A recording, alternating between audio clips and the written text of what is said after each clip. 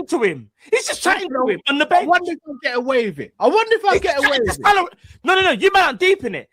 He was going to bring on Salah, yeah? Look how much space is on the right-hand side, you man. What is this? Oh, my.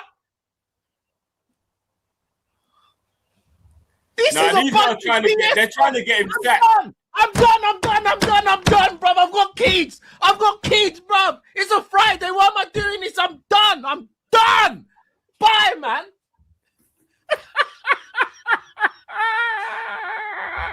I listen.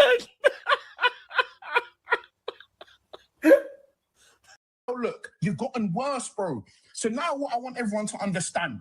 This is what I want everyone to understand. There's a new sheriff in town. And his name is Arteta. And he's here to dominate the league for the next few years. There's a new sheriff in town. And it's Big Teta. Big Teta, the Arsenal. We're back. We are back. The Invincibles, they're nothing. They're nothing compared to what the next 5 years is going to be. Big Teta and the Arsenal have rolled into town, bro, on the chariot made of gold, bro, whipping up horses. We're going at 100 miles per hour. The Pep reign of terror is over. There is a new sheriff in town, and it is us. You're all pissed. I'm telling you now, you man are all pissed. All my ops are in hell. Aston Villa in hell. Oi, get the checkbook out this summer. Hey, Florian. Oh, art thou Florian? I believe you're looking for a new football club, my mate. Hey, England, Manchester, Etihad, this Stad will be playing Champions League football next year, my friend. Yeah, how about you take a little 2-2 Ryanair jet from Leverkusen over to Manchester. We'll get you a nice hotel stay. Little 2-2 medical, £300,000 a week. Couple bonuses thrown in there. 2-2 Ballon d'Or in a couple years. Champions League.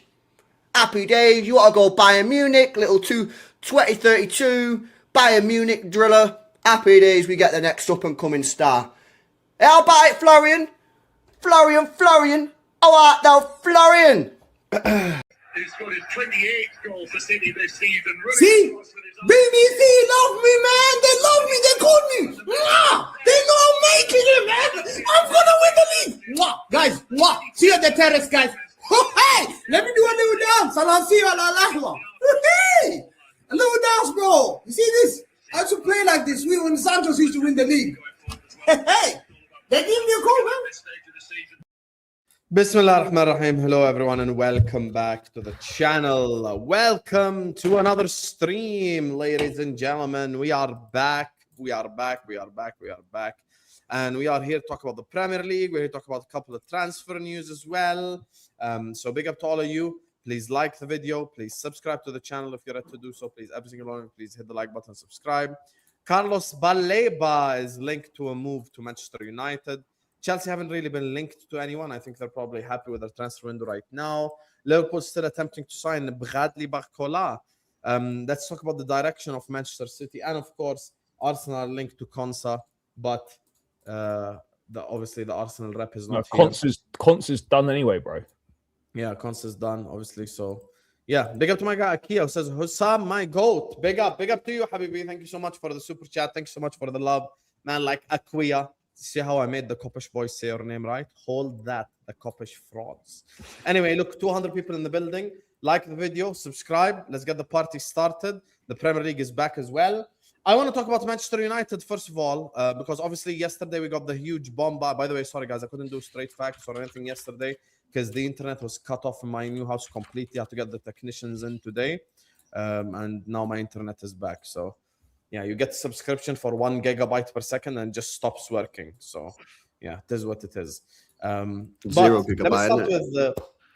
Let me start with Baleba first. Man, like touchline.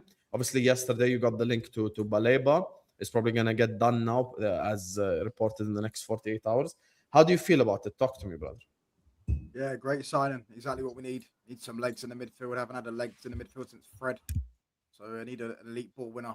He's an elite ball winner. He's also very good on the ball. Everyone told me Santos and Tielemans are fat and Mainu can't move. So clearly we need someone with legs. So this has to be a great signing, right? This is exactly what we need. Going to be done as a reasonable price as well. They wanted 100 million last summer. Looks up. By the way, I don't think you're talking from your mic. It's just me who notices. I think you're talking from your laptop or your mic is really low. Oh, bro, I don't know what's going on with this mic. The volume keeps messing up. Yeah, just bring it a Is bit that closer better? to you. Is that better volume? Yes. Sweet. Let me know. Yeah, as I was saying, yeah, great signing. That'd be a great signing for a reasonable price. You know what I'm saying? We've had a good window. If we get him in a left back, we've had a very good window. Arguably the best window in the league. It's a shit window. It's not a shit window. It's a better window than yours. It's a shit window. Why? You don't need to compare it to other people's windows. You need to look at it. It can't be a shit window if it's the best window in the league. But for United, it doesn't matter whether it's the best window in the league. It's for Man United. What is this going to do for Man United? So how can I have a shit window if I had the best? Because it does nothing for Man United. Are you going to win the league this season? Yes. All right, fair enough. But even if I didn't, United get third last season. This season everyone told it was 1 game a week. So if we got third this season and won a trophy, that's still an improvement, though. You got I think after last season you should be trying to challenge for the league. Yeah, I agree with you. You think you're going to challenge for the league? Yeah, I think so, especially with this. Okay, that's cool. So now I understand then why you think it's a good window. If you think you're going to challenge for the league, yeah, it's a good window. I don't think you're going to challenge for the league, so I think it's a shit window. So that's just a difference of views on how good you think your squad is. I think our squad's good, very good. I think it's bang average, bro. I'm not gonna lie. I'll be honest, right? You're starting the season with the same back four that you started the season with 4 seasons ago. 2022. That's a lie. That's a big lie. No, it's not. That is literally a lie. Literally a lie. Literally a lie. Now, 4 seasons ago, that wasn't our back four because we had Varane in the back four. So that's a lie. 3 seasons ago, whatever it was, it's the same back line. No, Maguire, Shaw, season was Varane and Lisandro Martinez. No, that was never our back four. That was never our back four. But anyway, look, that was never our back four. At the end of the day, that was literally Maguire started 8 games in the league that season. It was Varane who was in the back four, so it wasn't our back four. Also, we forget that we changed the goalkeeper as well. So we have our defense in the pudding when United are bang average this season and won't do anything that their fans think they're going to do. Coventry City above you, lad. Coventry City have got a better manager than you, right? Okay, let's be straight up. They've got a better manager than you. Frank Lampard was better than Michael Carrick in the Championship with Coventry than he was with Middlesbrough, and Frank Lampard has done more in the Premier League than Michael Carrick has done in the Premier League. Carrick's done 6 months based off of what? Based off top 4 with Chelsea with a transfer ban and Eden Hazard gone. But Carrick got third with Man United. Yeah, Carrick done 6 months in the league with no pressure and got third. He replaced the team that finished 15th. You had no pressure on him. So Lampard took Chelsea from 3rd to 4th. But Carrick took United from 15th to 3rd, but Lampard did a better job. All right, nice one. Lampard's better than Michael Carrick. The point is, right? Cool, but don't sit there and waffle that he did more in the Prem, because that's a load of waffle. United fans...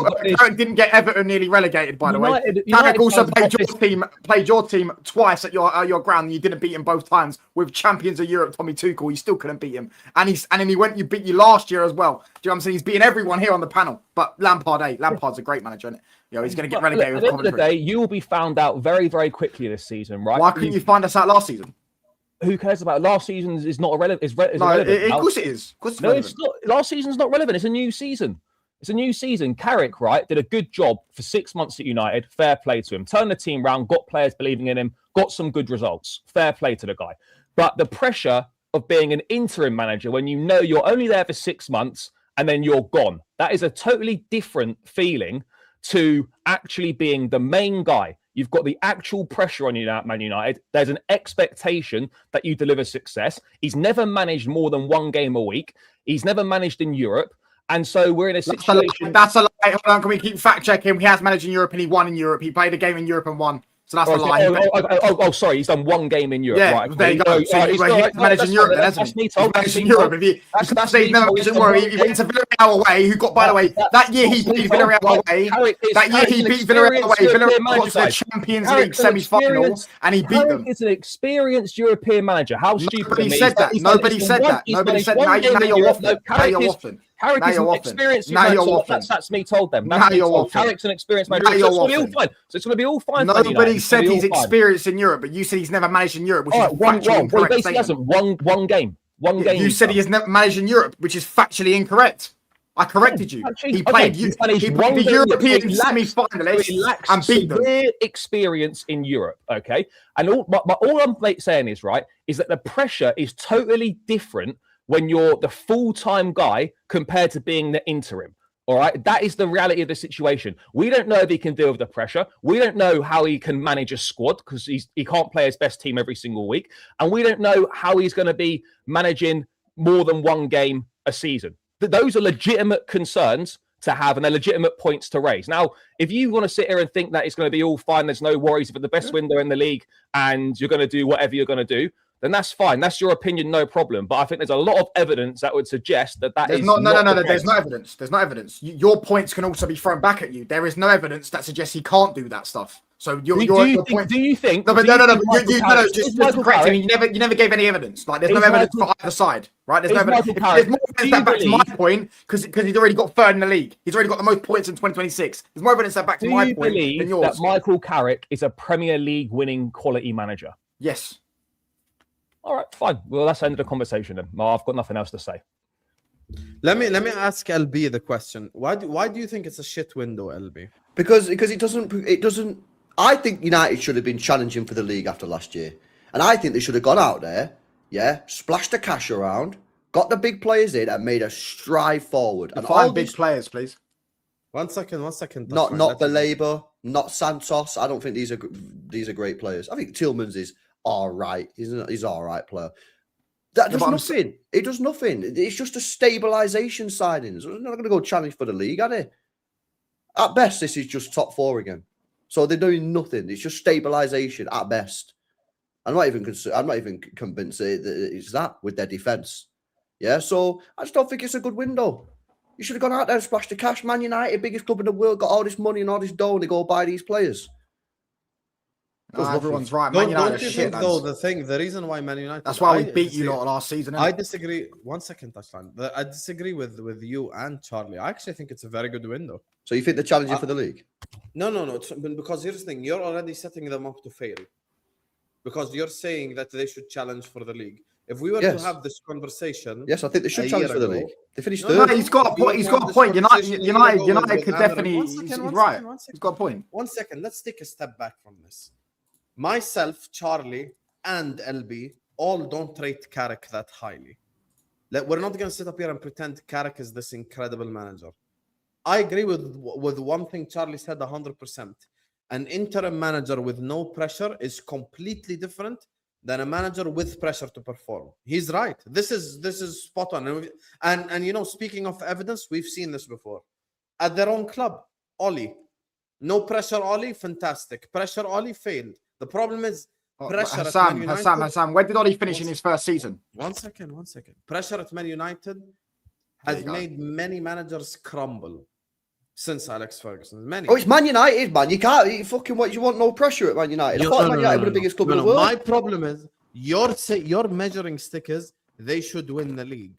The reason why I didn't say that. I said they should be challenging. But even challenging. But they're nowhere near Arsenal though. So why should they challenge? Hang on a minute. Wait a second, right? You're waffling here, yeah? You are waffling big time, yeah? Let me bring up the table, from last year, right? So last season, Man United finished 14 points off Arsenal, right? So all it would take is like a couple of games here on United and a couple of games there on Arsenal. They have 2 games a week this season. Yes, that's what I mean. Wait a second. This is the argument that you're not going to give to me. All it would take is a couple of games United swing and a couple of Arsenal games swing, and United are right in there. I didn't say they had to win it, but if they finish third, 14 they play 2 points games a week this season, LB. You know that makes a difference.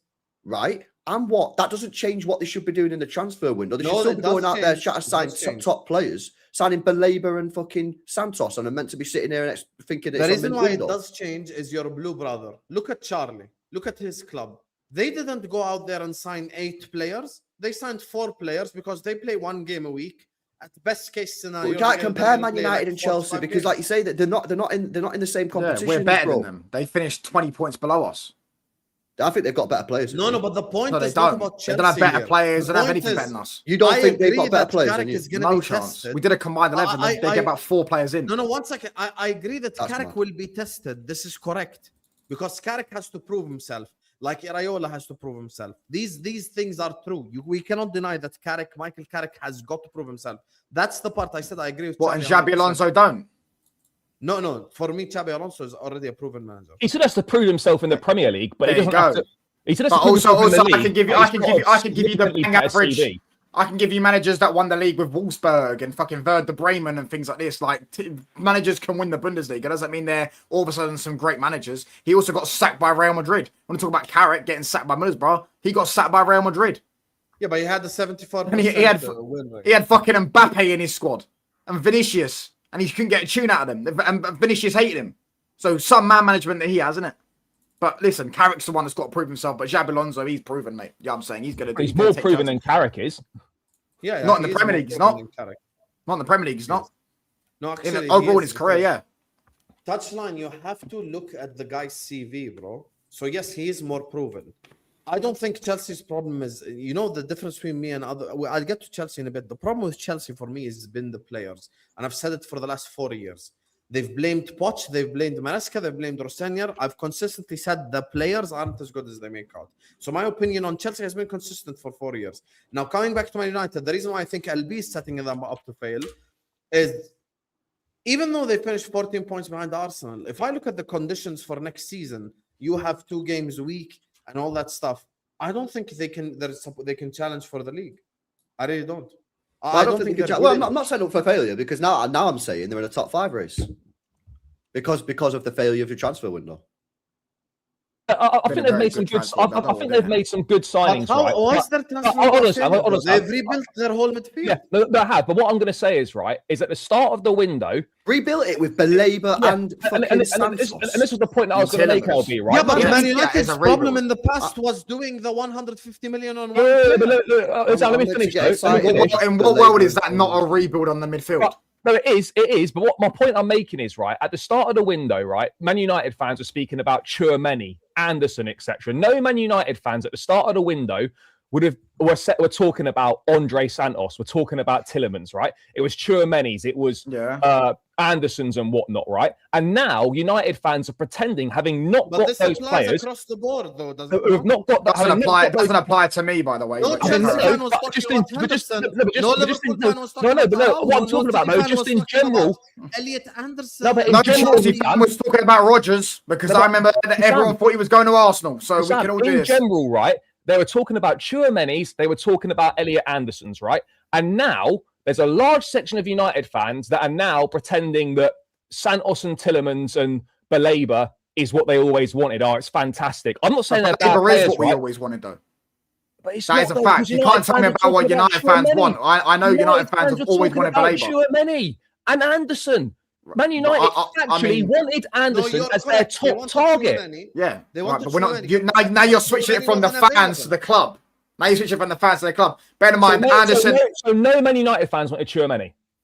No one said that. But I'm saying we wanted Baleba. As you said, we didn't want Baleba. United fans had to go into the window. We all thought we were getting Baleba. Not as a top choice, though. That's the point. Yes, he would have been a top choice. Anderson was the club's #1 choice. You didn't even make a bid for him. Because he wanted to go to City. Like, what the fuck? We're not going to bid for a player that doesn't want to join us. What? Use some logical sense. Like, come on, mate. This is what we used to mock Man United for. Facts. Making the 120 million pound sign. Maguire, I'm saying they're being smart. So, I mean, there you go. Yeah, I'm saying, and I personally think Tielemans is better than all the names you just mentioned. But I didn't know he was available. I didn't know we had a 35 million release clause. If I did, I would have said go and trigger it. I don't think they're bad signings. I don't think they're bad signings. All I'm saying is, it is underwhelming compared to the names that are being spoken about before. I don't think it is. Doesn't matter. Sometimes that doesn't matter. It's not always about big names. It's about the profiles and what's right. And I hear that.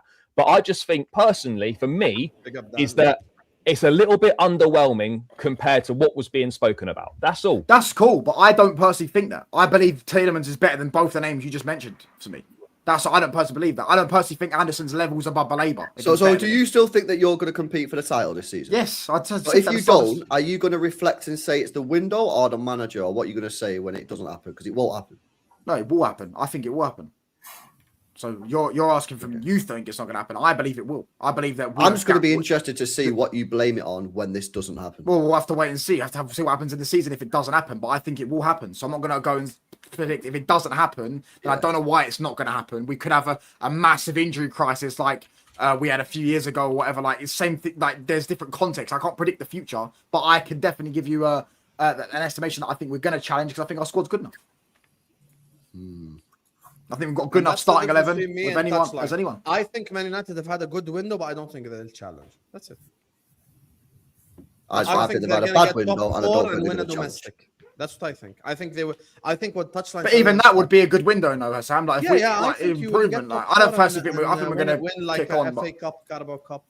That's good. But this is if Carrick does what he's supposed to do. Because I will repeat, Charlie is spot on. If the Man United manager has pressure on him, it's completely different. No, that's right. Coventry got a better manager than us, lads. So Coventry are going to finish above us. There you are. Frank Lampard is a better manager than Carrick, though. I don't know why he's saying. Yeah, all right, that's cool. We'll see. We'll see who finishes above who this season, mate. When we finish about Obviously, 50 points above him. Man United Obviously. Okay, so what happens when he gets relegated then? Obviously, he's going to finish above Coventry because he's working with. Well, don't say he's the better manager because if he was a better manager, he wouldn't be at Coventry, and one wouldn't be at United. The fuck are we doing here? You would be at a bigger club. He went to a bigger club and got sacked. Didn't Carrick get sacked off Middlesbrough? Yeah. He took them from the relegation zone to the playoffs and then lost all their best players and fell out with the board. Got sacked by Middlesbrough, yeah. Oh, cool. Now, okay, cool. Xabi Alonso got sacked by Real Madrid. You were the one that started the whole sack thing. We just responded. Hold on, guys. We're comparing getting sacked by Middlesbrough to Real Madrid. Did Lampard get sacked by Everton as well? Let's move. Did Lampard get sacked by Everton as well? So he's been sacked by 2 clubs. Yeah, but he didn't get sacked by Middlesbrough. What's Everton, Middlesbrough? If Crystal Palace put a price tag, are we going to have like a logical conversation here, or? Bro, you brought it up, and then you can't just bring it up. And then he literally just said. I can't like you, LB. You're not being logical by asking them title challenge. You're not. You're not. You know you're not as well. You know they're not good enough to title challenge, but you just want to cook them. Me? Yeah, you. Are you? Bro, I've just said they're not going to title challenge. Yeah. And I don't think they should be expected to anyway. So you think a team that finished third, 14 points behind the leaders, shouldn't be expected to challenge the title? Yes, because now they have to stabilize the club, number one. Number two, they have to do it with 2 games a week, which we know is difficult. Number 3, they are now headed in a different direction. Man United of 5 years ago would have spent the 125 million on Elliot Anderson. Man United now says, F that, I'm going to go buy 3 players for the same money. And that's the stuff that, to be fair, I used to praise my own club for doing 4 years ago, which is instead of spending the big money on one guy, just, spread it across, because now they're mitigating the risk. Now, if Tielemans and Baleba succeeds and Santos fails, it's different than putting all your eggs in one basket.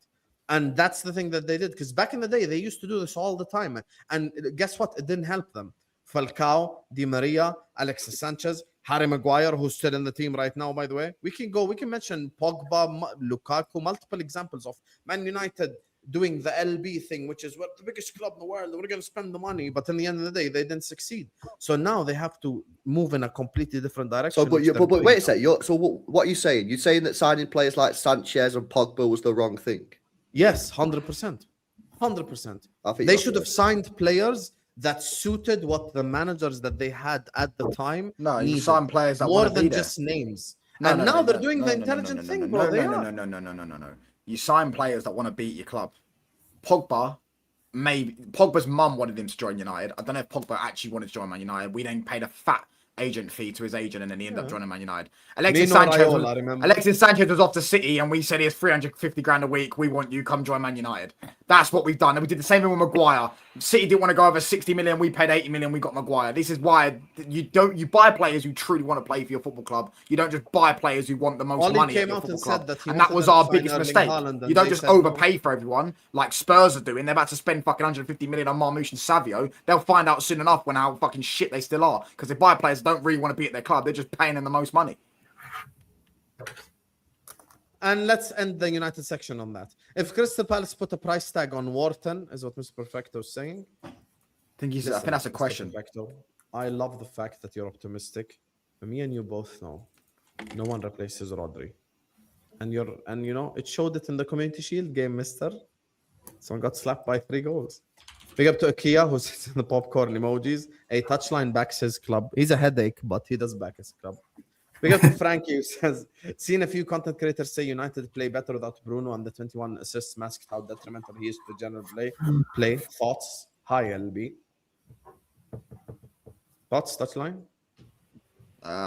Couldn't disagree more, mate. I don't know how someone's so good at someone can do so much for your football club over the years, carry him at times when you're in the pits and still perform, but apparently you play better without him. Crazy. Because of one pre-season. I remember this happened with Arsenal fans and Alexis Sanchez like 8 years ago, prime AFTV days, where I think Alexis Sanchez was out for like 3-4 games and they won like 3 games in a row. And then after that, they like drew 2, lost 2 and stuff. Eventually, you need your star players, and it's the same thing that used to happen with Salah as well. Like he would not play for 2 games, and we'd win them both. And be like, oh, are they better without him? And then it was a pre-season game as well. It was a pre-season game. Yeah, and we didn't even win the pre-season, pre-season game. So he didn't play, and all of a sudden we play better without him. Like this Bruno hate is hilarious. You know what I'm saying? He shuts people up all the time. He's got the most assists in the Premier League history from one season. He has the most goals from a midfielder in a Premier League season. No, all competitions. He got 28 goals. Do you know what I'm saying? Like he's elite. Do you know what I'm saying? Let's just stop this stupid stuff like hating on Bruno. I'll be honest. It's this cringe now.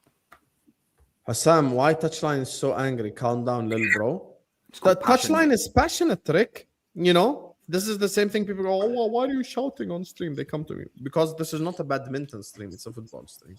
So you can expect people to shout. This is normal. It's called passion, Rick.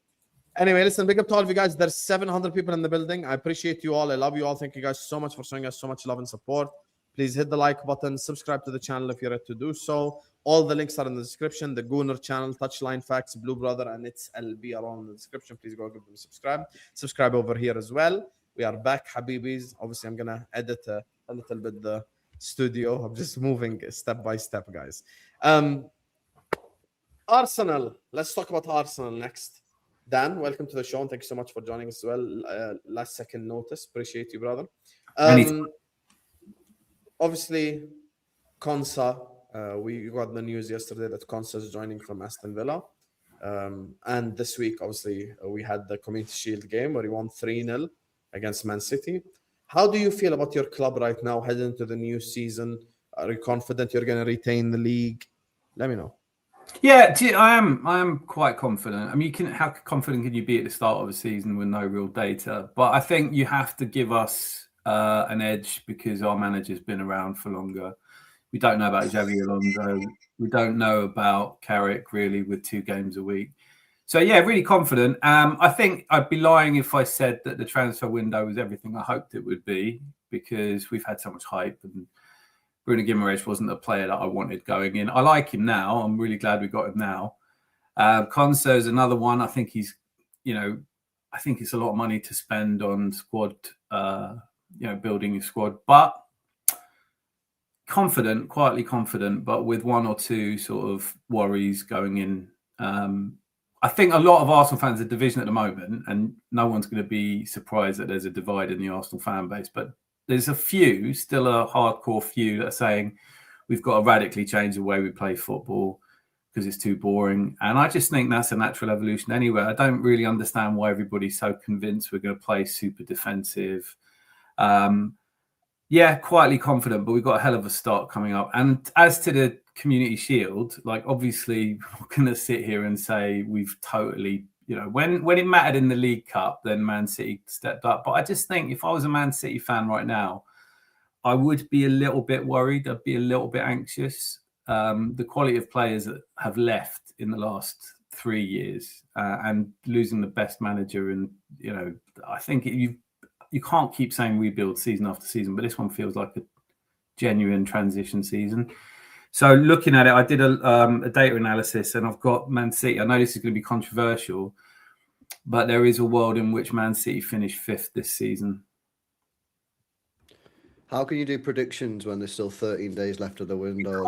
You can't, but you don't analyze just the transfers. So the transfers form 15% of it, so that the swing could still happen. If you bring in players, of course, then I revise that. I'm talking about today and what I know today. And equally, a lot of it is, some percentage of it is based on things that will change because teams above you can have serious and catastrophic injuries. I'm not claiming this is a, fail-safe, definitely going to happen. No one can do that. There's too many moving parts. But I'm saying that this transition season could be really tough for Manchester City. I guess we can talk about Man City as well, while discussing the Arsenal topic, because I am in agreement with Dan, but the thing is, like, I always think that a club that has like a nuclear weapon player like Erling Haaland will always like have a chance. Cool. I can't like just push City to the side. I think that what you're saying could happen. I'm not saying it's impossible. I think Manchester City are a question mark right now. They are. Oh, do you know as well, Hussam, right? Just quickly on that, right? I am surprised that given the level of transition for City this summer, and maybe this was the plan all along. I don't know what LB thinks about this, but I'm surprised given all the upheaval, the manager's gone, key players have gone right, and they would have planned for that and they knew that was happening. I would be majorly concerned that with less than 2 weeks left in the window, they're selling loads of players still, which is okay, fine, but they need to bring in so many players still in key positions with not very much time left in the window. And I'm not saying that they've let the manager. LB, do you think Viana, the sporting hierarchy, do you think they've let Maresca down a little bit in terms of not getting him enough players in for the start of the season? I think what they've done is signed all these players and they've realised that they're not good enough.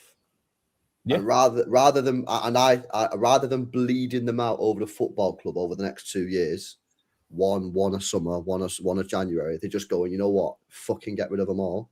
We've fucked up, which they have. Yeah, that's quite clear. Everyone would agree with that. I think it's going to do it all again. The problem is they've done it way too late. And I think there's way too much to do. I don't see City winning the league this year. No chance. Football's not played on paper. I think by the end of the window, we'll have a very good squad. And I think we'll look at City and go, you know what? They've got a good team then. But that's not how football's won. Football's won by understanding how to play as a team. And you're not going to be able to do that with all this change. On top of that, he's played a different system to Pep. We've got a new manager. I don't see a world in which City win the league, barring some sort of like fucking Arsenal meltdown. I think Arsenal are fucking so clear favourites to win the league. It's kind of mad. They should definitely be doing back to back. I just think we're ripping the plaster off, man. I think they've realised that they fucked up. And now they're sorting it out. But unfortunately, that probably means that we're not going to be. Are Man City in a rebuild, LB? Do you think you're rebuilding? Rebuild. We've got 16 outfield players. Bro, do you need three? How many players do you need? Does this include Marmoush and Savio leaving? Yeah, but if they leave, we've got 16 outgoing players. LB, ideally, right? For you, in the remaining time of the window, how many players do City need in an ideal world? 3 midfielders, two attackers, and really we should probably sign a right back. But there's zero chance of you doing that. So you need 5 or 6 players in 12 days. Yeah, that's never happening. Of the right quality as well. Come on, that's what they're saying. They're saying we're going to get the players in. They're saying we're going to get 5 players of the right quality in 12 days. I don't know right quality. That's what I'm saying. Obviously, you could go out into non-league and get some player from fucking. We could go to non-league. We could go to non-league. That's what I'm saying. You could, but I'm talking about like right quality. I don't think it's realistic to go and say we're going to get 5 players. The problem now is though as well, like when you're looking at Wharton's. Like when you're going to like for the quality of midfielders that City are going to be looking at, right? When you're going to these clubs at this late stage, particularly Premier League clubs like a Palace, or as we've seen coming out today, City had made an inquiry about Wharton and Palace saying we're not selling him this summer. Like this is the problem you're going to have is that when you go to these teams with such little time left, they're not going to bend over and just sell their best player. So it leaves you in a difficult position. So because they need replacements as well. Yeah, exactly. And now you're looking at a position where, all right, we've got no. We've got no leverage. Get fleeced, and we're going to have to just accept it. You're not going to get fleeced, yeah. But again, that's unfortunately kind of again City will have to accept they're going to get fleeced. But I mean, look, Buadi will get done. I don't know what the hold up is there. And then you're looking at 2 more. You know, I've seen Manu Kone's been mentioned. I mean, the Enzo Fernandez thing's so tiresome. Like I don't see that happening now. Because again, I think it still will happen. You think Maresca's desperate for him, bro. Maresca's desperate. But what I would say is, right, he's desperate. But on the other hand, teams have known since May that you could have had him for 120 million. I think City will end up paying. Since May.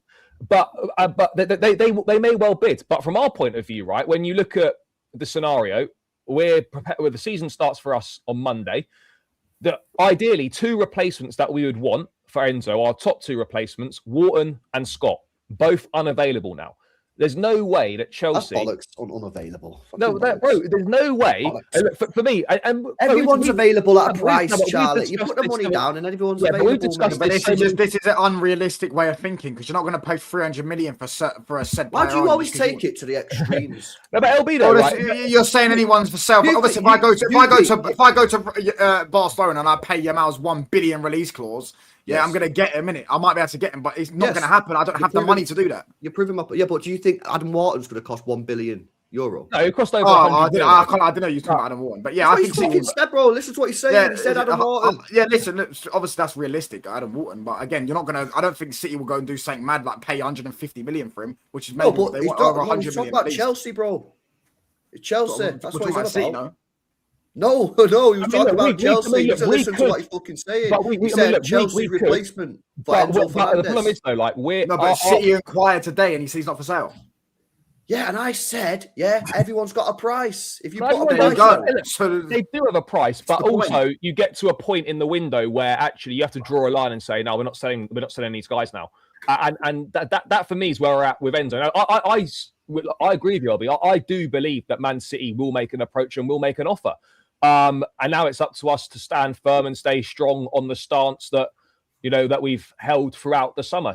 City have had ample opportunity to bid this money, and they could have got him for 120 million pounds, but no bid arrived. And so any bid now is going to have to be more than 120 million pounds. And I think, look, City are in a desperate position, and they may well decide to bid more than 120, but it's not just a desperate position though. Like, I mean, are they in a? They are desperate. They are desperate. January is another window. Like, I mean. I don't know if City are desperate for midfielders, though. They are desperate. We are desperate for midfielders. I've got 2 midfielders at my football club. Who have you got? Kovacic and Anderson. And maybe O'Reilly. But Gonzalez is going to go as well. O'Reilly's not a legit midfielder. Like, we're not playing Cherky, they're midfielders. Not centre mid. Not talking about centre mid, bro. Talk centre mid. We've got 2 midfielders. You've got Kovacic and Anderson. Kovacic. And you've got he's getting sold. He's going to Newcastle. And you've got 4 right now. As of right now, you've got him at your club. Isn't that the thing? If you are selling Nico Gonzalez to Newcastle, you must have someone lined up. No, they definitely do. They definitely have. Yeah, I think Bawadi's all but done. I think they'll pay up for Enzo Fernandez. I know when we were linked with him that Leon wanted him for a year on loan before selling. So have you spent enough money that's not going to happen? I think City are going to spend about 85 to get him now. I think that's what's crazy. And then we're going to get rumours last night saying we're getting Kone as well. So they said 1 out, 1 in. Like, everyone that gets sold, we're going to replace. So I think what they want maybe is Enzo, Bawadi, and that Kone from Roma. I think that's what they want to do. And then we need 2 attackers. So we need 5 players. We've got 3 attackers at the football club. If Marmoush and Savio get sold to Spurs, which looks like they are. We've got 3 attackers. One of them is injury prone. Bro, LB, we're going to run back Grealish, yeah? Grealish treble season. Bro, I don't know, man. Maybe he stays, man. It did come out yesterday that he wants to go back to Everton, apparently, but he'll probably get some minutes on Sunday in. Bro, you might have to keep him. Might have to keep him. We don't get these players in. Yeah, might have to. What attackers you link with, though? What attackers are there? None. We got linked to some Allen guy who apparently Liverpool wanted him as the salary replacement. He's the one that's Palmeiras. Allen. Yeah, Palmeiras. Yeah. I typed it in today on Google, it was just Liverpool, salary replacement. I was like, what the fuck? I never saw that. But him, we just got linked with today off a shit sauce. We got linked with Ndiaye earlier in the window at Everton, but I think we've been probably put off by his price. Ndiaye is a good player, to be fair. Yeah, but the problem is, I reckon Everton are like 80 mil. City not going to pay 80 mil for him. They wanted 60 for him when we went in for him. I'm surprised we've not gone for Ndiaye, man. What, the PSG one? Is listening to all this stuff, because I asked Dan about Arsenal with the Konsa signing. Are Arsenal just better than everyone else? Yeah, of course they are. What, as a football team?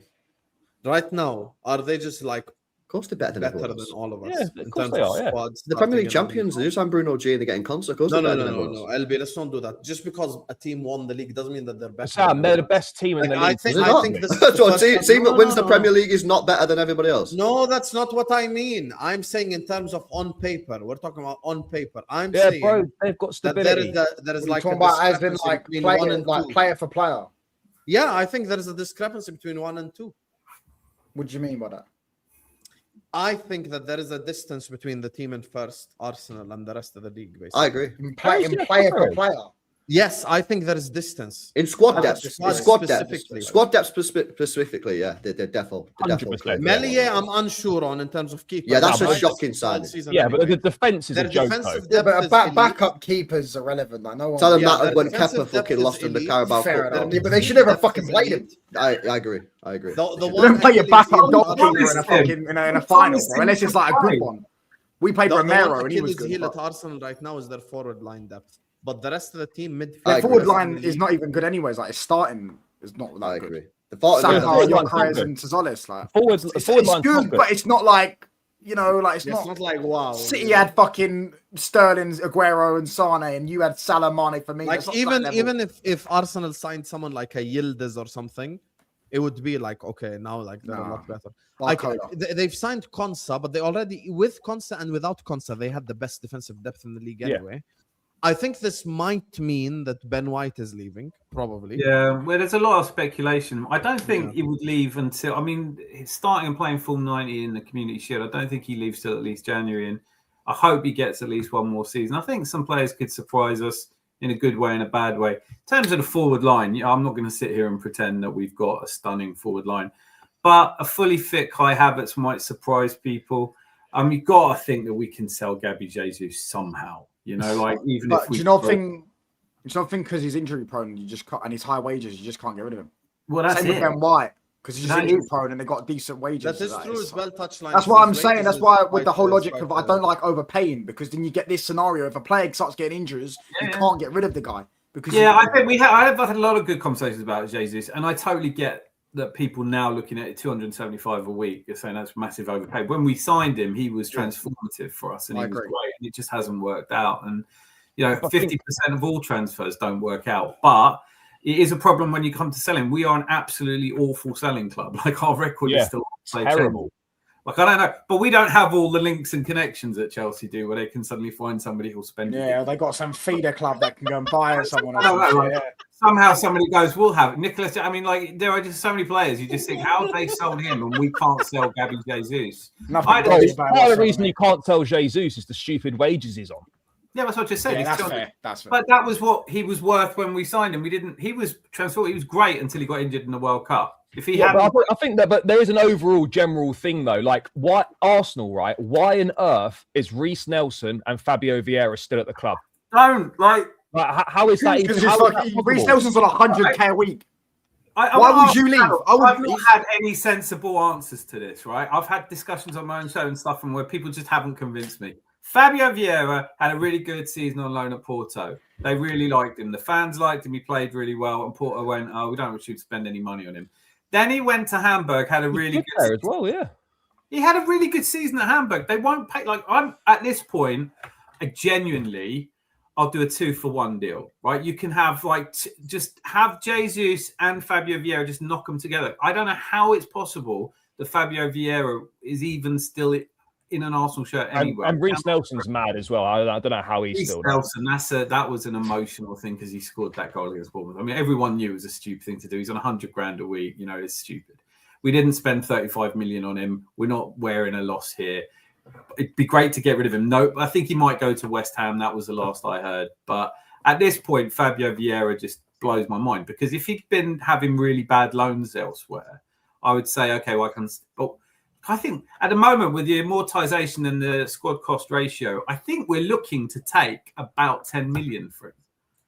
Right? So he's not that crap. Like someone's surely paying that. Maybe someone in the chat can offer us some money for him because at the moment, I'd literally leave him outside the stadium with a sign saying, "Is Wanyeri going as well?" Yeah, on loan. On loan. On loan.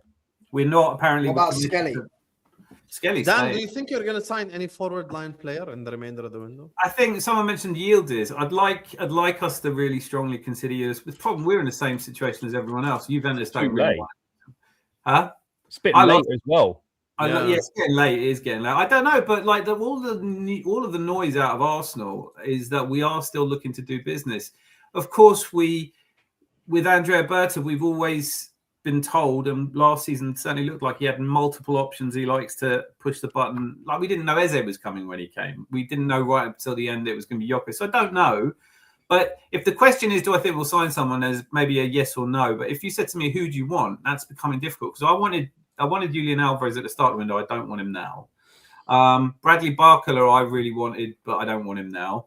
Kenan Yildiz I would have taken at any time, but I just think Juventus are going to play hardball right to the last minute. And we don't know how good Solis is going to be. So I'm not sitting here saying I think Solis is as good as Kenan Yildiz, but I am saying that he might surprise people. And then, we could get through to a January where one or two more options might come up. At the moment, I don't know who you bring in. I really want Victor Osimhen. Honestly, I would love Victor Osimhen. I know he's hugely expensive, but the thing about Victor Osimhen, unlike a lot of modern strikers in the game right now, is he doesn't take a lot of touches before he has a shot. He shoots when he's on site, and he scores goals because he shoots. And that's what I wanted. Would help Arsenal massively. He's better than Victor Gyökeres, and he's better than Kai Havertz, so he's an upgrade. What about is Martinelli going to stay? It don't seem like no one wants him. Do you know what it feels like? No, I they actually do. rejected the bid for him though, Charlie. Galatasaray. The only places interested are Turkey and Saudi. No one else is interested. So my understanding of it is Galatasaray again today have put him on a short list of 3. But Martinelli said he wants to stay in one of the top 5 leagues. So there's been interest from Italy, but nothing's materialized. He doesn't seem to want to leave. I don't really know how this works, because I think if the club says, no, you're leaving, right? But if you've got a contract and you won't sign a contract with someone else, I'm not sure how much they can push it through. I think a lot of us would rather, given that we're not likely to get Barcola, we're not likely to get Kenan Yildiz, I think we just keep Martinelli for at least until January. But he doesn't want to leave. And I think we are keen for him to go only if we get a replacement, because otherwise we end up with just Solis on the left. Do you this is not a banter question, but given how the windows kind of panned out, is there any regret that you didn't pay the money for Rodgers? No, absolutely not at all. No. No. Why? That would have been insane, no? Why not, Dan? Tell me. No, just listen. Is Rodgers a great player? Yes. But you've got to, so in the position that Rodgers wants to play, we're crowded. You're paying a lot of money. You're confusing an issue. We need a left-sided player. I know he played there for Villa, and he's undoubtedly a good player. But for me, I always thought as soon as it creeps over 80 million, he's too much of a risk. There's too much that can go wrong in that transfer. And if we can't sell Fabio Vieira because of his high wages, what are you going to do if... I don't really want to go down the route of a Man United with Jadon Sancho, or like Chelsea when they bring big players on big money and can't get rid of them, or they can because obviously they know people. But no, I didn't want Rodgers that much. I liked him. I thought he was a great signing at around 80 million. What I thought was funny was all of the talk around the time saying, why has he chosen Chelsea over Arsenal? I was like, well, he's chosen Chelsea over Liverpool and City. We didn't bid for him. So we were like, we'll give you 80 million. Chelsea came along and went, we'll give you 116 million, or what was it, 115 million? 117, yeah. Yeah, well, so who does that in an auction? Who's sitting there going 75, 76, 77, 80, 116? And they just wrapped it up and did it. And everyone's saying, well, why didn't Arsenal bid that? It's because at a certain level, we didn't think he was worth 116 million quid. It was your main target, though, so surely you should have just done it. Well, everyone says that because that's what's reported. This is what makes me laugh. You know that's so disingenuous as well. He's our main target. Who knows what our main target is? They should have just done it. I'll be honest with you, Charlie. If they paid 118 million for Morgan Rodgers, the reaction of the people wouldn't be the same that Chelsea paid it. Let's be honest. You used to spend Chelsea. Let's be honest about it. It wouldn't have been the same. If they had signed Morgan Rodgers, it'd be crazy. Morgan Rodgers, Bruno, and fucking Konsa. That would have been a joke. That would have been a With joke. all due respect, Charlie, but we know that this is true now. Let's be honest. The pressure at Arsenal is completely different than the pressure at Chelsea. With Morgan Rodgers paying that much money for him at Arsenal, he would have been expected. Already he has a level of expectation at Chelsea anyway because of the price tag. but Never the needed him. expectation would have like doubled at that Arsenal. I think they do need someone like that. I think Arsenal, They one don't thing need a Rodgers. they lack, I think Arsenal lack a player that can do something out of nothing. Like, I feel like they're a very well drilled team, but I think they miss a bit of spark. Someone that can just. you're right. But Yeah. the type of player he is, they don't. LB, that's why I said need him. Yildiz. But Roger, I saw Roger score a load of goals like this over the last years. But that you're looking at the fact of his moments. Yes, they need someone with those moments, but they don't need a player like him. They need a left winger that's a dribbler that can actually hold the width for the touchline to allow other space for other players. I don't necessarily disagree with you, but I think they need. Rodgers is what similar you're to saying, Eze. but Like, I do Eze's think moments, but Eze doesn't really work out for Arsenal because Eze can't play that Eze's type of not good, man. He's not. No, I agree. Rodgers is better, but I'm saying they're similar types of players. He's good. I don't think he's a great player. I think he'll be a rotation option at Arsenal. I don't think he's that. I think that's the intention, but that does, you know. Maybe it is. I'm just saying I don't think he's that great. Premier League champions. That's not bad, though, is it? Like, it's still good. But I don't think he's particularly that great. So they need a moments player. Sometimes they look at Arsenal, they look a bit dry. They need someone to that's score. what I'm saying. Max Dowman is progressing into that. Hopefully, I'm surprised one year he's been frozen out. But is Dowman ever going to get in the side if Saka's there? Yeah. How? Because first of all, Saka can't keep playing the minutes he's been playing. So even if Saka doesn't pick up injuries, Dowman ahead of Madueke now. Well, in Arteta's thoughts anyway. I don't know about Arteta. I think maybe not for Arteta, but like anybody else, I think would go. Yeah, I mean, everybody else I know. I watched the Community Shield. I enjoyed it. One of the things I enjoyed most about it is like it's the tombola of Madueke. Like, he's got the ball. What's he going to do? Nobody knows, right? Like, he does one amazing thing and 5 ridiculously stupid things. So you just never know. But I don't know how he plays as much as he does for us or for England.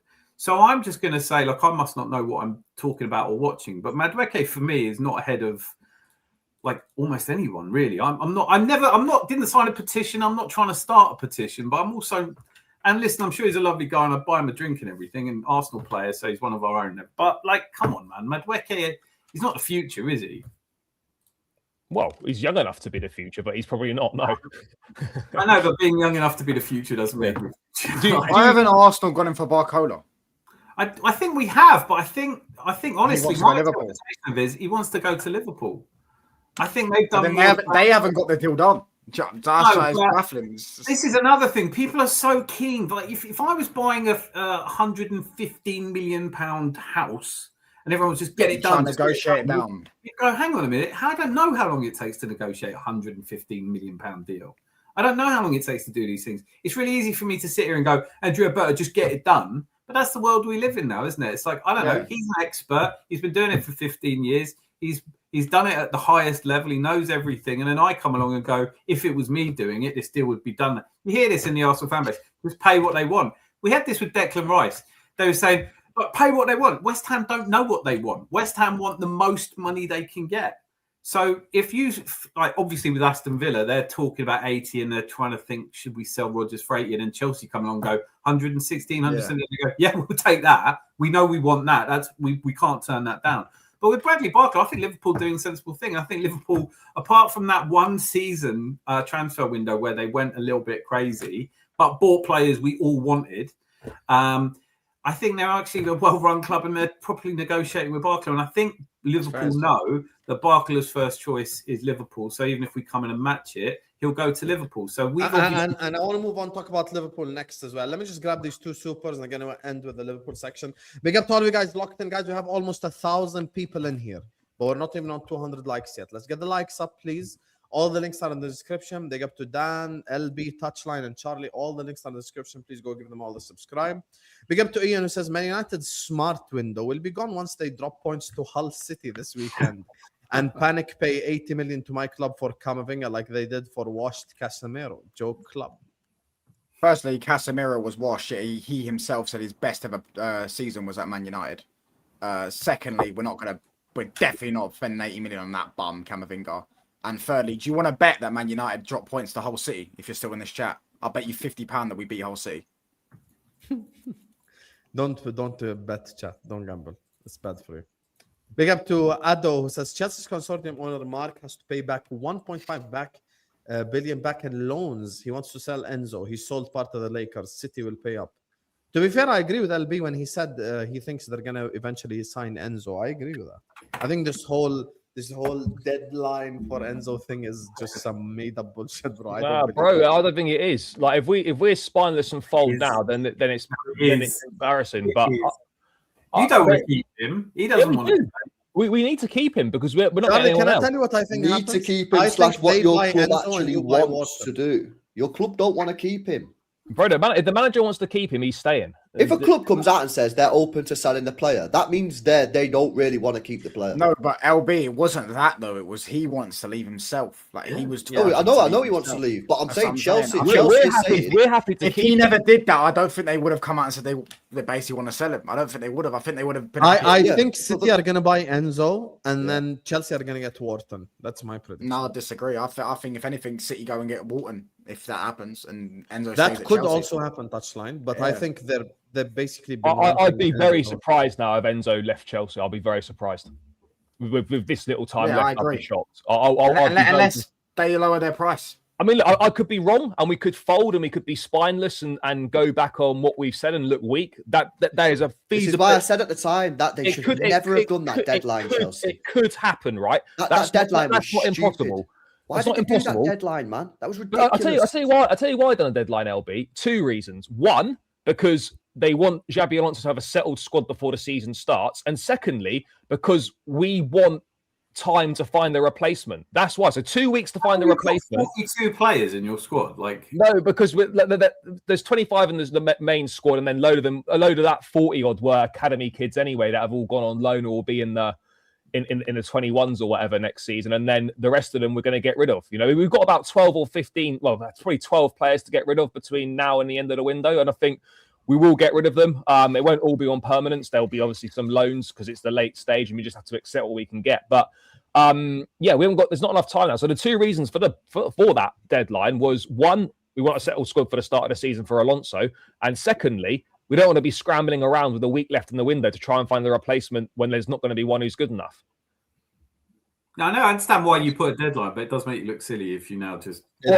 Absolutely, yeah. If we fold I don't now, understand why they did a deadline. If we fold now, it's poor. If we fold whenever now, you see it's clubs private deadline, you can say privately. Look, privately deadline, but Chelsea clearly put that deadline out in the press. They clearly went to the journalists and said, "Listen, this is the deadline. This is the price, right?" And City did absolutely nothing.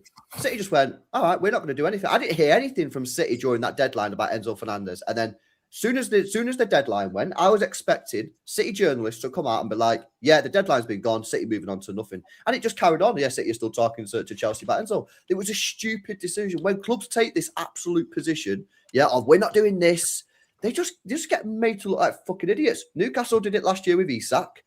Yeah. To be fair, though, I'll be like, just one last thing, yeah. Clubs think they have more power than they actually do, yeah. That's the truth. They think they've got all this power, yeah. But at the end of the day, mate, if a player don't want to be there, the player's going to down tools, and you're just going to. He's not down tools, though. That's the thing. I'm saying he could do. Oh no, he could do. But you never know. You never know. But what I would say to that is, right, you're right. But on the flip side of that, if he was so desperate to leave, he would have cut his holiday short to come and sort his future out. And he wouldn't be turning up to training. How do you know City haven't told his agent that come 1st of September, if we've still not got a deal done, they'll pay whatever Chelsea want and we'll get him in? So hang tight. Well, they could have told him something, but at the end of the day, as far as Chelsea are concerned, then again, it's up to. Remains to be seen if we'll stick to our stance. We have done now. The window was there to buy him for 120 million pounds. City didn't make the bid, and now any exit is on our terms in terms of negotiations, in terms of money, in terms of whatever. And I think we're at a point now where a lot of the City journos are saying that Man City obviously like Enzo Fernandez, maybe they'll make an approach, but they're not prepared to pay 120 or what Chelsea want. So as far as I'm concerned, that's case closed, matter over. What does that mean? Big up to Rosie, who says City will pay more for Enzo. Wharton will stay pit. I'm on the same thought process as you, Rosie. I do think that eventually going to get to Enzo. Listen, big up to you, Rosie. Big up Ian. Big up Ado. All the super chatters, everyone who's shown us love. Let me just move on, talk about Liverpool before we wrap up the stream. Big up to all of you guys. Please like, subscribe. Like I said, we got 1,000 people in here, so please let's get the likes up and subscribe to the channel if you're ready to do so. Liverpool. Let me ask touchline facts. Since he's the biggest rival, let me start with him first. What do you think of this Barcola Liverpool situation? Do you think we eventually get him? Do you think we're going to get him by with him, or we're going to get him alone? How do you feel about Liverpool this season? I don't know if you're going to get him, to be honest, because it's taking so long. So I don't know if you're actually going to pay out the money. I don't see them budging. Yeah, they've got 8 forwards, everyone keeps telling them, but Barcola is still better than a lot of these players. For me, he's their second best winger behind Kvaratskhelia. So I look and I don't see why they would have to sell unless obviously he wants to leave. But I don't know if he wants to leave in a case of he'll down tools like Enzo. People saying Enzo, LB said Enzo will. I don't think he'll do that. I think if he stays at PSG, he's happy to stay there. So I don't know if this deal gets done. But if it does get done, I have Liverpool at the minute 5th. If it does get done, I still think you need something more. But I could see a world where you finish above Chelsea in 4th place. I could see a world where you finish above. I think you've got a good enough attack now. If Barcola joins, you've got runners for Wirtz. You can find them. You've got Isak, who, if he stays fit this season, one of the best strikers in the league. So yeah, I think I don't look at you. I'm not worried about you personally. As a Man United fan, I'm not worried about you personally, but I think you should be. I hear people say you're going to finish below Spurs, and I think it's fucking stupid. I think Thank you, touchline. I think it's stupid. Like the Spurs are going to be 10, 15 points below Liverpool minimum. I think our floor is 5th place. I don't think we'll be worse. Yeah, I probably agree with that because Villa have got way worse in terms of their personnel, so I wouldn't say have them above them this season. Although people aren't talking about Aston Villa, they had a lot of players leave. A lot. That's what I'm saying. So Morgan Rogers, Tielemans, Ollie Watkins, Digne. What's the name of the other guy as well? There's another guy that left. Konsa just left now. Konsa left. There's another guy. Then isn't there another forward that they left that left them as well? I think there's another forward that they sold as well. I think then they send Marlon out on loan, and then they sold him. I think he's actually gone. Last season they sent him on loan. I think he's actually gone. and then they sold him this summer permanently. I So think he's so. gone. Yeah. I can't lie to you, Aston Villa aren't in a good place right now. I don't think Liverpool will struggle for top 5 or anything. I just think we're going to be a bit stagnant. I think Liverpool are almost like in a tier list of their own. Like, I don't think we're as bad as like the Spurs and the Chelseas and the blah blah blah. Yeah. And I I think Chelsea, you and Chelsea, similar level. I would say. I disagree with you. If you had Barcola in your team, I can see why. If you said you're finishing above Chelsea, I'd say yeah. Touchline. I think a lot of Chelsea players. Chelsea fans overrate these players, bro. I don't think these players. No, I agree. I can't believe LB at the start of the show said they got better players than us. I don't know why this is the narrative. They finished 10th. Do Chelsea, bro. They finished 10th. It doesn't make sense to me. They finished 10th because some of these players have like Cole Palmer. Take him as a case study. Cole Palmer was unbelievable for a year and a half. He's objectively been bad for a year and a half. No BS. And they're judging him off what he was and his ability. Joao Pedro was good, but even Joao Pedro himself went like 5-10 games or whatever it is without scoring a goal. So I shot on target. Yeah, I just Joao Pedro fucking getting like glazed at the moment. Like Joao Pedro is quality. Joao Pedro is quality. Yeah, it's good. Joao Pedro, Rodgers, Palmer, Caicedo. If they keep Enzo, if they keep him. Yeah. They've got Reece James. They've also got Sanchez. They've got one game They've also got some bummy left back. They've got bummy centre backs. I think Chelsea can do decent this year. I think they could be. Yeah, I think they'll be title top 5. race. I think they could be in the title race. Chelsea. Hassam, I'll ask you a question, Hassam. LB is just out here putting everyone in the title race, bro. Like, that's Hassam, if the season started today, what would be your top 5? We both have been in title races for 10 years. We know Arsenal going to win this. I don't even think there'll be a title race. I've not disagreed with you. I think 2 to 5 will be the race. I think Arsenal definitely winning the league, but I think Chelsea with 1 game a week, if they can get Joao Pedro, Rodgers, and Palmer to any decent form with 1 game a week, I think they could be dangerous. I think they could be a threat. Not to Arsenal. The threat to who though? Arsenal. That's where we disagree. So United can't challenge, but Chelsea can. That's cool. Because they've got 1 game a week. I think that's so important. You literally finished third last. How is it important? Because your shit club finished 3rd last year because you played 1 game a week. You are the example. No, why are we firstly, why are we the example when we're the anomaly? And secondly, they don't have a better they don't have a better starting 11 than we did last season. You had 1 game a week last year and you finished 3rd. Yeah, and you could argue it hindered us. We had the fucking game against Leeds where we got popped the park. Did it hinder you? Where did he take you over? When Carrick came in, where did he take you over in the league? fifth or something. Right, so you went from 5th to 3rd with that squad, with a brand new manager, and you don't think that's like, I can use that example on Chelsea, who in my opinion have got better players than you? No, I don't think they've got better players though. I think they've got better players. But again, we didn't challenge though. You're saying they could challenge, but even then, like, all right, but if Carrick could come in at the start of the season with 1 game a week, would you have challenged based on the points per game? Yes, you would have. But that again, that's based on the points per game. I don't know if we would have. But again, I don't. What else am I meant to I look go at it. I think you're like the thing is that makes me a bit with that. You're someone that's always slagged off Chelsea for years. Now you're ranting and raving about their players and saying they can challenge. It's just it doesn't add up, bro. It doesn't add up. I'll tell you how it adds up. Because you don't rate their goalkeeper, because I know you've cooked their goalkeeper plenty of times on Sai's channel. Yeah, you probably don't rate their centre backs. There's probably other players in their squad you don't rate as well. Right, okay, let me explain. And they're big parts of title races. If they didn't have if they was in the Champions League, I would not be speaking like this about Chelsea Football Club. But they've got 1 game a week. They're going to go into every single game fresh. While our clubs are swanning around Europe, playing Tuesday, Wednesday nights, 8 matches in the Champions League on top of the Carabao, on top of FA Cup. They're going to be sitting at home, chilling, resting, recovering, going into every game fresh, which is what you did, and that's how you finished 3rd last season. So how you on this panel can't see what I'm saying is bizarre. You should be the one going, because you're saying they're going to challenge with the league. I'm not saying they're going to win it. I'm just saying, like, it wouldn't surprise me if they got pretty close.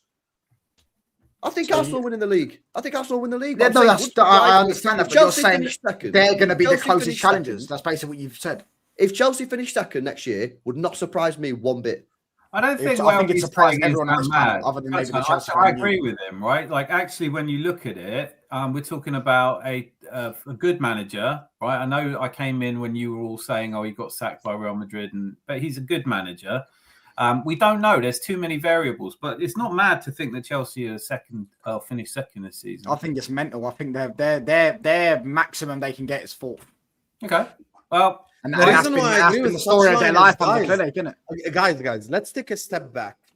Some of these players have let 3 managers down. And have had real bad runs. Sam, I've seen it. I don't think it's the players. One second. Let me tell you why I agree with what Touchline is saying. As we have seen over the last 3-4 years, in order to be part of a title race, you need at least 5, 6, 7 players to be consistent for a while. And I don't think Chelsea has that. They have players that are up, down, up, down, up, down. Purple patch, look great for a bit, and then drop down again. Look great for a bit, and then drop down again. Like, Cole Palmer scores 4 goals against Brighton. And then he goes 4 games without doing I've caveated my whole opinion by saying they need Cole Palmer, Rodgers, Pedro to do bits. So can't I say the same thing then? I could just say I need Rashford to get back to his best. By the way, we're supposed to be talking about best. I need Sesko to play his best, and Man United can win the league. We're talking about Liverpool right now. I actually have a bigger example and a better sample size, and better players. If we're doing on paper, if Wirtz, Isak, and Barcola do bits, if Van Dijk and Alisson do bits, we win the league. Yeah, no, I agree. So you agree with me? We can do this for my. So you agree? You agree? No, we don't agree. That's the point. I don't. Using your logic. That's your logic, not mine. But you don't agree that if Palmer, Rodgers, João Pedro cook this season, which is very possible, that they couldn't finish. No, I don't think they can win the league. I don't. I'm sorry. You don't think they can finish second? I don't think even if they do bits, their bits is not consistent enough to win a league title. But they could finish second. No. They couldn't finish actually finish second, yes, but not challenge. I said from the start, I think Arsenal are better than everyone else. So basically you said you think that Arsenal will walk this league then? Yes, 100%. Fair enough.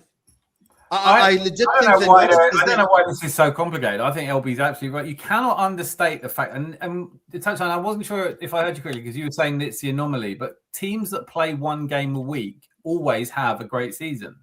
Is that true? Because Chelsea had 1 game a week under Poch and they finished 6th. And that was just a few years ago when they had Palmer and They Palmer also won the league. Not always, They also Dan. won the No, league. no. We're not going to do that whole they won the league because they also won the league the year before when they had Europe as well and they had a title-winning squad that finished 10th. Hang on a minute. Which they should never have finished 10th. So we're not going to use the anomaly 10 years ago. Let's actually talk about A lot of anomalies here. I thought anomalies are meant to be one-offs. I misspoke. Let me reassure. All right, Hassan's called me out. It's correct. Okay, not always. All right, of course. But my point wasn't. It's not an anomaly necessarily. So, look, I think the reason this is interesting is because none of us know. And when you're going into this season, there are so many unknowns. It's ridiculous. Like that. How is Carrick going to do? How Iraola for me is a brilliant manager. Brilliant, right? And I had the same feeling about if Arteta went, I would probably have gone for him if you couldn't have Luis Enrique. I think he's brilliant, but going into a team, you just don't know how the players there are going to deal with him, whether his idea is going to be taken up, if he's got the kind of players he wants. So I could see Liverpool finishing second. I could see Liverpool finishing seventh. I could see Man City finishing fifth. I could see them challenging. I just don't know. But to the point LB's making, where I feel like everyone's just totally ignored it, is I do think it is a massive advantage when you've got a decent squad size. And, Chelsea have a decent squad size. They've got a lot of players who've failed under other managers. That's a really good point. Thank you. Can't disagree with that. But I could absolutely say from the statistical analysis of XG and all of the kinds of things I can use, Chelsea finished second. And I'm not saying they're going to finish second because I'm not psychic. If I was, I would be on a yacht somewhere. But like when they'll be saying it's one game a week, we've got to take that seriously. That is a huge advantage. We saw it. I don't think it's... Sorry, go on, bro. Look, whether we finish second or not, I don't know. No one knows. What I'm saying is, right, it's not an outrageous thing to say. Because I look at behind Arsenal, right? You look at City, Chelsea, Liverpool, and United. Between those four teams, I don't think there is a considerable difference between all those teams. There'll be a few little differences here and there, but I don't look at it now and think there is a significant difference between the sides to say that so-and-so are definitely finishing above one another.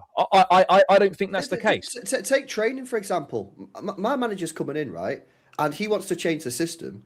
And he's going to have a game every 3 days. Hasn't got time to do it. Xabi Alonso is going to have a game this weekend, and then he's got a full week for the first 4 days. He doesn't even have to focus on the opposition. Well, I mean, we do have Carabao Cup round 2 on Thursday. All right, but yeah, okay, generally so generally speaking, some League Two side. Right, okay, Luton, yeah. Exactly. So Xabi Alonso in training for 4 or 5 days can just drill down exactly what he wants from his players and not even think about match opposition. Whereas Maresca's not going to have that time because he's got Champions League football, because he's got these games. He's got to have a couple of weeks at the start before it starts, but doesn't it start in like September anyway? It's the point I'm making, man. You guys are so underplaying the advantage of 1 game a week. It's insane. Totally. I just remember. I listened to what Charlie and LB are saying. Bournemouth, right? Bournemouth this season are going to have nowhere near as good a season because they got Europa League. It's as simple as that. I agree with that. Let me just say one thing. I don't think what Charlie said is crazy, but I'm going to add a caveat. There isn't much between Chelsea, United, Liverpool, and City. You're correct. But in a title race scenario, there is much. I'll tell you why. True, there is. Because City have players in their team who have been there and done that. Liverpool have players in their team that have been there and done that. Yeah, but none of our managers none of your managers have done that. One second. On paper, I don't think there is much in it. On paper, obviously, for example, you signed Morgan Rogers, we signed Bradley Barcola. Bradley Barcola is a better winger, but is Bradley Barcola that much clear of Morgan Rogers? No. Bradley Barcola is A-level player. Is better than Rogers. Yeah, I agree, but Bradley Barcola is like A and Morgan Rogers is like B+. You know you've changed the question, though. I agree, but in a title race scenario, is a different animal. That's what I built my argument on. Because when it comes to title races, like what you guys are saying on paper, I'm not disagreeing with. I'm saying when it comes to title races, you need 5 or 6 players in the team to consistently perform week in, week out. Even when we won the league and Salah did like 80% of the work, you still had Van Dijk, Alisson, Gravenberch, McAllister performing week in, week out. The rest of the team, they had moments, like Gakpo had a moment. That's a different conversation you're having. Like, if we accept the premise that Arsenal, and I'm not, obviously, I hope it's true. If we accept the premise that this isn't going to be a close title race, then I don't think so. I don't think so either. Arsenal But I wouldn't, would I? I mean, I've been wrong before, so I'm not. I hope it's not close. I hope it's a walk in the park for us. But if it is, then what we're not talking about is whether I think Chelsea will be second because they've got players who've been in title races before. I just think they've got players that can finish out the season playing one game a season. That part I agree with completely. I have no problem with that. So I think when it comes to but we have to accept that now at Chelsea specifically, and this also applies to Liverpool to an extent, because I'm going to be fair. At Chelsea specifically, though, because of how much managerial change, the microscope is on the players now.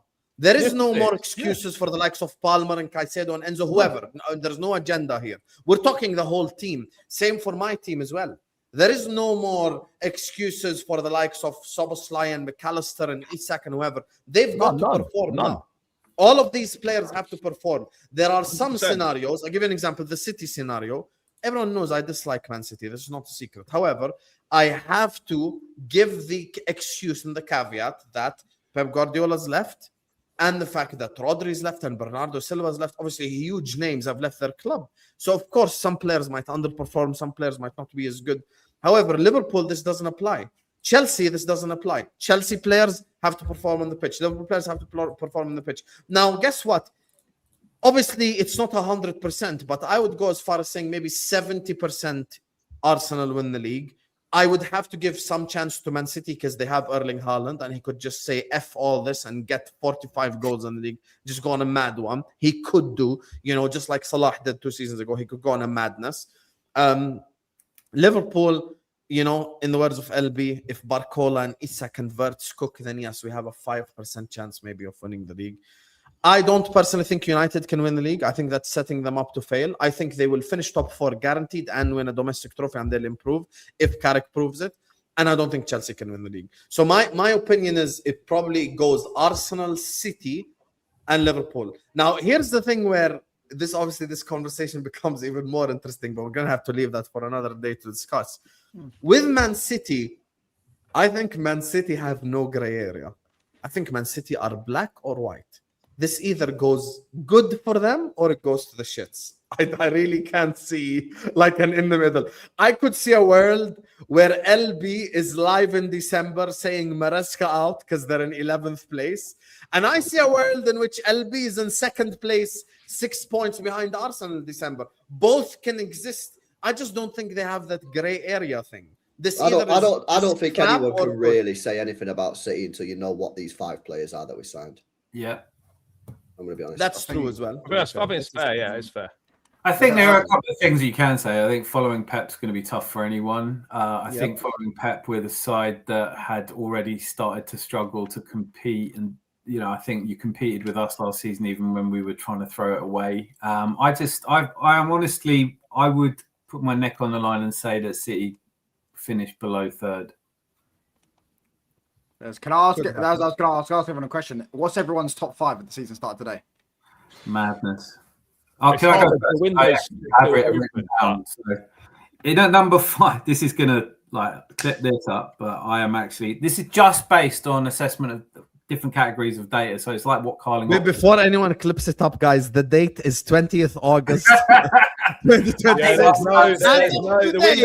The window's still open. Right, I hate to say, the window's still open. So please, God, like the rest of these clubs in here, please do better. But I'm saying in 1, 2, 3, 4. Yeah, I can't believe I'm saying this. City 5th, Tottenham 4th, Man United 3rd, Chelsea 2nd, Arsenal win.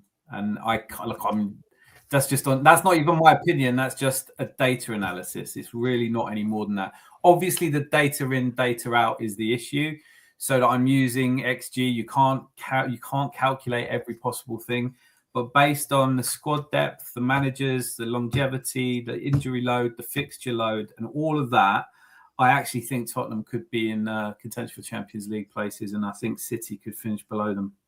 And I think Liverpool, because I didn't mention Liverpool, this is mad, right? I acknowledge this is mad, but this is what the data has chucked out. So I've double-checked and triple-checked. Aston Villa to finish 13th, Liverpool to finish 8th, behind Brighton. No, it's not. I don't see that. All right. That's why data's a load of crap, innit? That's why data's a load of crap. Yeah, Tato, can I Okay, so pick up on that? Dan, Because I love that you said that. Let's but put just, data to the side. no, I but 1 need second. Let me Prem's just address that because like if you go to a doctor and he refuses to use data, you'd be a bit annoyed. I'm saying I don't go obviously. to doctors, mate. Oh well, that's all right then. You'll be fine. Yeah, I'll sort out myself. If you got in a plane and they just went, "We've got to hunch this thing or fly." Yeah, but listen, football's not a doctor, anyways. Like football isn't played on a fucking on a calculator. I actually agree. Well, with one Touchline, thing, but in a sense, I don't one think thing the that data one always thing that the applies in calculators don't they don't tell you when it happens, and they don't tell you the pressure and things like that. They don't factor in these things. Let me give you the best example of this, Dan. Semenyo, data-wise, was the best winger in the league before he moved to Man City. I said that he would fail at Man City, and he did, working with Erling Haaland. I don't think Semenyo and Haaland suit each other stylistically, but that's something data will never show you. No, exactly. And listen, that's why I would never sit here and say only use data. But as an engineer, if you looked at it and said, as a plane going up, I've got a good feeling this will work, you'd still want to run some tests. You'd do stress tests and things. Well, I'm saying that's true, but the plane needs a pilot and all this. Like, football is different. And football is different, bro. Like, this is... Sorry, like if you've played football, you'd understand it. Honestly, a scientist will never say definitively this is 100% going to happen. I'm not sitting here saying this is 100% what's going to happen. I'm saying this is what the data shows the probabilities. Last season and the season before, we got it right on the probabilities. But going into last season, data did not predict Arsenal would win the league. So I'm not saying it's infallible. I'm saying that if you ask me to make an opinion, my private opinion is it'll probably be Arsenal, City, Liverpool, Man United. But the opinion that I've spent ages putting together from data is different. So I'm presenting it not as this is going to happen, but I'd like to think that if it did happen, someone will come back to this clip and go, wow. Yeah, the science made I'm sense. doing it. That's all I'm doing it for. I think for me, I think it's the most obvious, like, top five. I don't think we have any surprise clubs. I don't think Spurs make it in the top five as well. I think Spurs have some dreadful players, and even the ones that they signed, with all due respect, they've, Touchline was right at the start of the stream. They've just paid 93 million euros for Savinho, bro. Like, this, we're not going to sit up here and pretend that that's like Mateus was overpriced. I thought, that's a huge.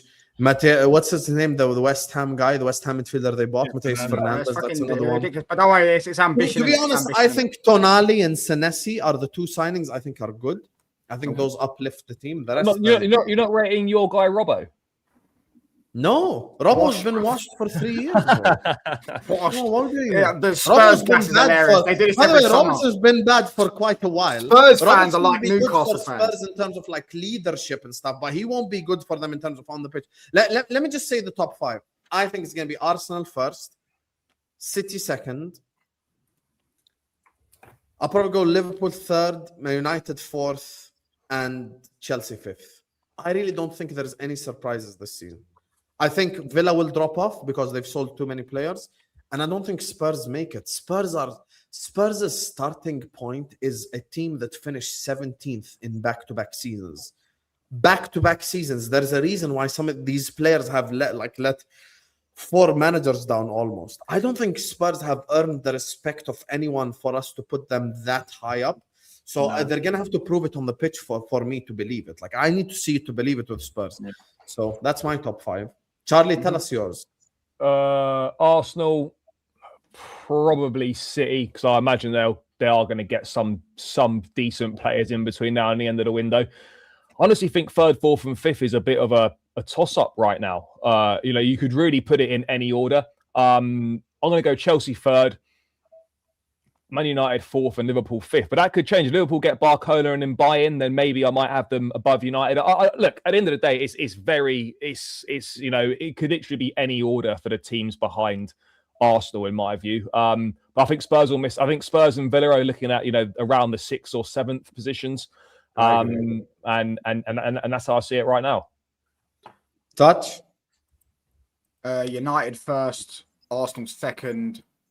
I'm gonna go City third. I still think they're fine. Chelsea 4th as things currently stand. Liverpool 5th. Fair enough. Fair enough. Okay, let's do these supers before we get out of here, guys. We got 1.2k people locked in.